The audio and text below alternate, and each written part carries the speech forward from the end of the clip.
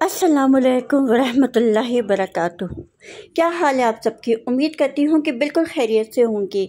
पिछला जो मेरा टॉपिक था, जो मेरी वीडियो थी, वो एक्चुअली पार्ट 1 थी कि मैंने क्यों अरबिक ग्रामर को चूज़ किया एज अ सब्जेक्ट, या मैंने क्यों सीखी और मैं क्यों बार बार उसको सीखती रही, उसके बारे में थी।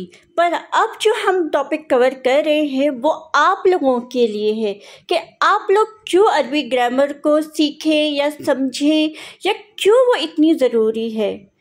देखिए, एक छोटी सी बात, जब भी हम कोई भी लैंग्वेज का इंतखाब करते हैं, किसी भी इदारे में जब जाते हैं, स्कूल में जब जाते हैं, या कोई और ऐसी फॉरेन लैंग्वेज हम जब सीखने जाते हैं, तो हम ऐसे ही नहीं सीख लेते। उसके कुछ तकाज़े होते हैं, कुछ उसूल होते हैं, कुछ उसके कवायद होते हैं, यानी कि कुछ कायदे होते हैं जिन पर हम रहकर उस ज़ुबान को सीखते हैं। अब ये तो अंडरस्टूड सी एक बात है कि जब हम स्कूल में थे तो हमने जब उर्दू लिखना शुरू की, तो उस वक्त चूँकि हम छोटे से बच्चे थे तो हमें सिर्फ अलिफ बे ते इस तरह से सिखाया। फिर हमें छोटे छोटे हुरूफ बनाना सिखाए कि हमने उसको तोड़ा, फिर उसको जोड़ा किस तरीके से। लेकिन जब हम एक शऊर की एक कहना चाहिए एक वक्त में आए, तब हमने जो है प्रॉपर उसके ग्रामर को सीखना शुरू किया, वो चाहे वो उर्दू थी और चाहे वो इंग्लिश थी। आप लोगों को ये चीज़ें याद होंगी, और नहीं भी याद होंगी तो अब जो आपकी जनरेशन है वो ये सब कुछ कर रही है, तो आप लोगों को आइडिया तो होगा कि एक ज़ुबान को सीखने के लिए कितना ज़रूरी है ये। क्या वाकई ग्रामर इतनी मुश्किल है? बिल्कुल नहीं। क्या मैं सीख सकती हूँ या सीख सकता हूँ? बिल्कुल, इसमें कोई दो राय नहीं है। अगर आप वाकई सीखना चाहते हैं तो आप बिल्कुल सीख सकते हैं। और क्या वाकई इसका सीखना ज़रूरी है? देखिए जनाब, हर घर में कुरान मौजूद है, तर्जुमे वाला भी मौजूद है, बामानी वाला भी मौजूद है, यानी कि बा मुहावरा वाला, और लफ्ज़ी तर्जुमे वाला भी मौजूद है। अब उसमें क्या होता है कि हम देख देख के सब कुछ कर रहे होते हैं। यानी कि अगर हमारे पास बिना तर्जुमे वाला कुरान कभी सामने आए, और अगर हमें दिल हो कि हम इसका तर्जुमा खुद करें, या काश हमें वो तर्जुमा याद होता, तो किस तरीके से हम उसका तर्जुमा करेंगे? यानी कि हमने जो वो एक याद किया था, एक रटा था, हम वो दोहराएंगे। हमें खुद से नहीं पता होगा कि जो लफ्ज़ हमने ऊपर लिखा है या देखा है या पढ़ा है, क्या वाकई उसका यही मतलब है जो हमने बामानी या लफ्ज़ी तर्जुमे में हम देख रहे हैं।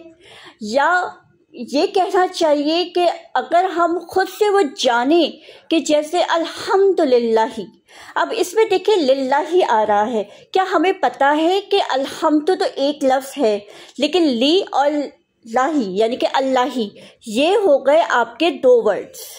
तो अब हमें कैसे पता चलेगा कि ये ली एक्चुअली क्या है और ये क्यों आया है? और आप एक और चीज़ नोट करें, अल्हम्दुलिल्लाही। अब देखिए, एक तरफ हमने पेश के साथ पढ़ा है अल्हम्दु, और अल्लाही को हमने पढ़ा है ज़ेर के साथ। चले हम एक और मिसाल देख लेते हैं, अल किताबु, अल किताबी, अल किताबा। उसी तरीके से दूसरी मिसाल है हमारे पास, किताबुन, किताबन, किताबिन। अब ये है तो एक ही वर्ड, लेकिन इसको लिखने का तरीका कितना अलग है ना। तो क्या हमें हमारा दिल नहीं करता होगा कि हम ये जाने कि क्यों अलग अलग लिखा हुआ है? तो जनाब बिल्कुल हम ये सब कुछ कर सकते हैं, सिर्फ इनकी कुछ शराइत हैं, जैसे कि आपकी एक नीयत होनी चाहिए कि आपने कुरान की अरबी को समझना है। यहाँ पे बोलने की बात नहीं हो रही, यहाँ पे समझने की बात हो रही है।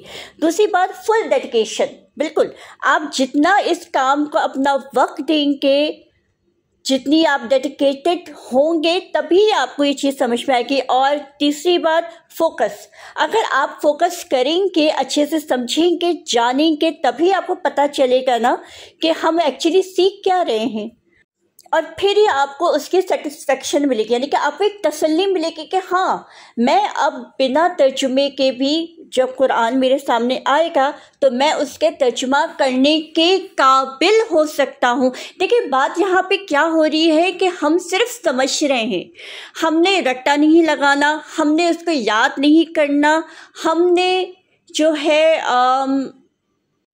عربی بولنی نہیں ہے، ہم نے سمجھنی ہے۔ امپورٹنٹ بات یہ ہے کہ ہم نے عربی کو سمجھنا ہے، جو عربی قرآن میں ہمارے سامنے موجود ہے ہمیں اس کو سمجھنا ہے، کہ کل کو اگر کوئی ہمارے سامنے آیت رکھے کہ بھائی ذرا بتاؤ تو صحیح کہ اس کا ترجمہ کیا ہے، لیکن خود کرو ترجمہ۔ اب ہم تو وہی رٹا رٹایا ترجمہ سنا دیتے ہیں کہ جی یہ اس کا ترجمہ ہے، لیکن اگر کوئی ایسی آیت ہمارے سامنے آئی یا ایسی صورت ہمارے سامنے آئی جو ہم نے نہ پڑھی ہو، مطلب پڑھی تو ہوگی لیکن ہمیں اس کا ترجمہ یاد نہیں ہوگا، تو ہم کس طریقے سے اس کا ترجمہ کریں گے؟ دیکھیں کچھ چیزیں، کچھ عربی کی جو قواعد ہیں، اگر وہ ہمیں کچھ حد تک یاد ہوں یا ہم نے اس کو سیکھا ہو تب ہم ترجمہ پھر بھی کر سکتے ہیں۔ یاد رکھیں ایک بات، ہم جب قرآن پڑھ رہے ہوتے ہیں، اس کی تلاوت کر رہے ہوتے ہیں، تو اس کا تو اجر ہمیں ملتا ہی ملتا ہے، لیکن اگر اس لفظ کو خود ہم اپنی زبان میں اگر سمجھ رہے ہوں اور ہم بتا بھی سکیں تو سوچیں ہمارے لیے کتنی ایک خوشی کی بات ہوگی کہ ہم قرآن کے کہے ہوئے جو کلمات ہیں ہم اس کو سمجھ رہے ہیں، ہم لوگوں کو بتا رہے ہیں۔ آپ نے یہ چیز اپنے مائنڈ میں رکھنی ہے، اس میں کوئی آپ کو جو ہے وہ مشکل نہیں آنی چاہیے۔ ہمیشہ ایسے کورس کا انتخاب کریں جو آپ کو بہت آسان لگے، آپ مشکل سے مشکل جو ہے وہ کورس کی طرف بالکل بھی نہیں جائیں۔